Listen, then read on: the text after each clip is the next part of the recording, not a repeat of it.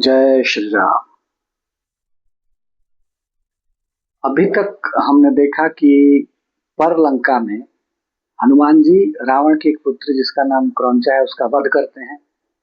फिर लंका में प्रवेश करने की कोशिश करते हैं जहां उनकी लंकनी से मुलाकात होती है।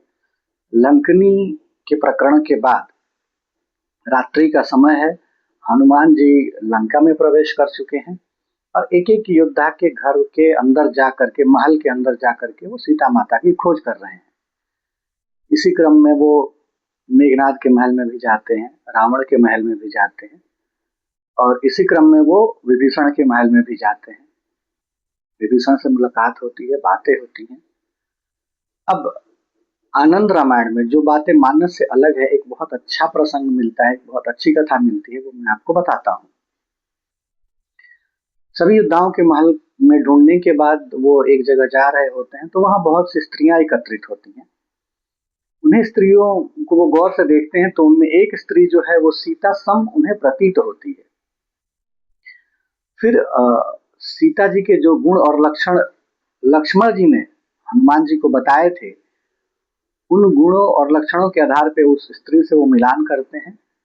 वो गुण और वो लक्षण उस स्त्री के मिलते नहीं हैं, लेकिन फिर भी हनुमान जी को ये भ्रम होता है या ऐसा प्रतीत होता है कि सामने खड़ी जो स्त्री है वो कहीं ना कहीं सीता सम दिख रही है। इस संदर्भ में एक कथा है, वो कथा शिव जी माता पार्वती जी को सुनाते हैं। एक बार की बात है, रावण की जो माता है वो रावण को बुलाती है और बहुत दुखी होकर कहती है कि शेषनाग के उच्छ्वास लेने के कारण मेरा शिवलिंग जो है वो पाताल में चला गया है, तो तुम शिव जी से एक आत्मलिंग लेके आओ जिसकी मैं पूजा करूंगी। रावण शिव जी के पास जाता है या कैलाश पे जाता है, शिव गीत गा करके शिव जी को प्रसन्न करता है और शिव जी जब रावण के सम्मुख आते हैं तो रावण शिव जी से दो वरदान मांगता है। एक कि आप मुझे एक आत्मलिंग दीजिए और दूसरी माता पार्वती मुझे दे दीजिए ब्याहने के लिए। शिव जी आशुतोष हैं, औघड़दानी है, अपने भक्तों पर जब प्रसन्न होते हैं तो भक्त की हर मनोकामना को पूर्ण करते हैं। तो उन्होंने रावण को दो वरदान दे दिए, एक आत्मलिंग दे दिया और साथ में माता पार्वती को दे दिया और कहा कि ये आत्मलिंग तुम लेके जाओ, इसे रास्ते में कहीं रखना मत, इसे जहां कहीं भी रास्ते में तुम रख दोगे ये वहीं स्थापित हो जाएगा, उसके बाद तुम इसे आगे कहीं भी नहीं ले जा पाओगे। रावण ने कहा बहुत अच्छी बात है।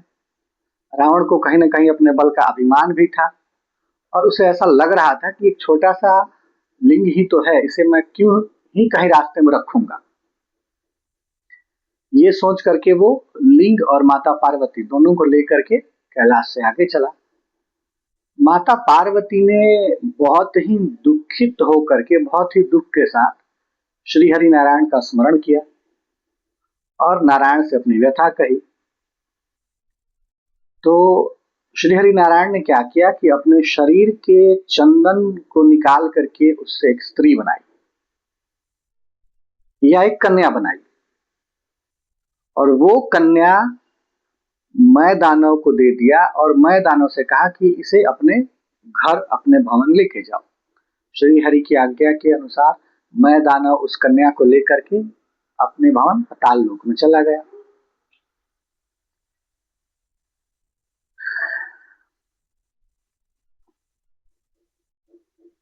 फिर श्री हरि नारायण ने मार्ग में ब्राह्मण का वेश बनाया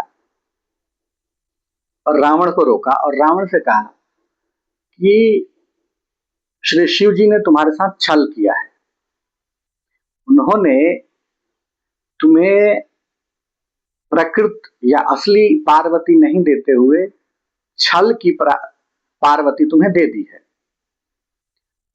असली पार्वती उन्होंने मैं दानव के यहाँ छिपा करके रखी है, वही मैं दानव जो पाताल में रहता है।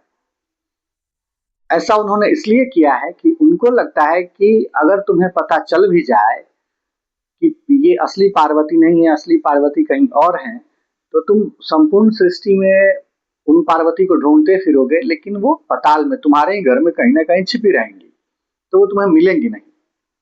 यह सुन के रावण को थोड़ा गुस्सा भी आया, थोड़ा क्रोध आया और वो वापस कैलाश को गया।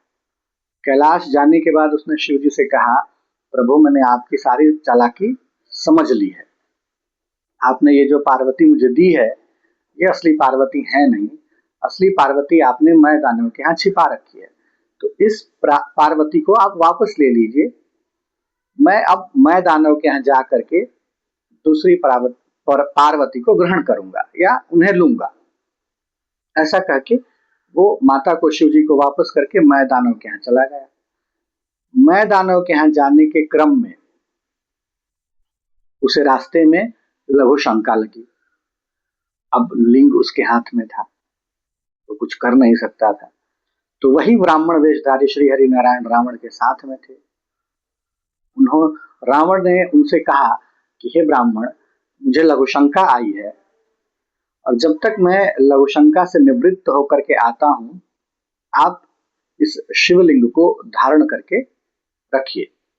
ब्राह्मण ने कहा, ये तो कोई बहुत बड़ी बात नहीं है, मैं इस शिवलिंग को रोके रखता हूं, लेकिन तुम्हें एक और समझाइश या एक और बात कहता हूं कि तुम तुरंत जाना और तुरंत आना।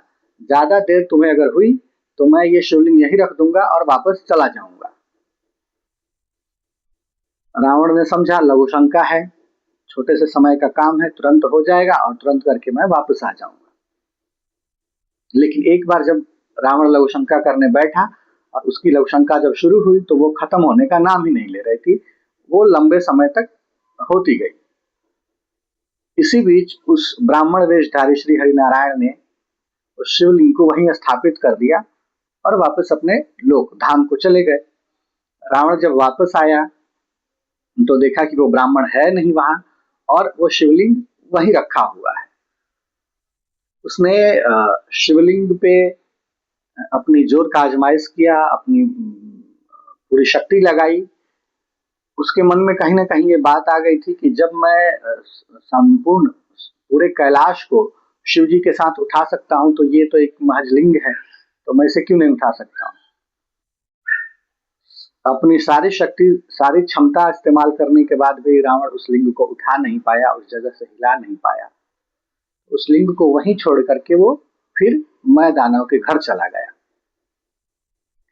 मैं दानव के घर जाने के बाद उसने वो सुंदर कन्या मैं दानव के पास देखी और उस कन्या से शादी करने का विचार मैं दानव से कहा। मैंने भी उस कन्या की शादी रावण से कर दी और रावण से खुश होकर के रावण को एक अमोघ शक्ति दी।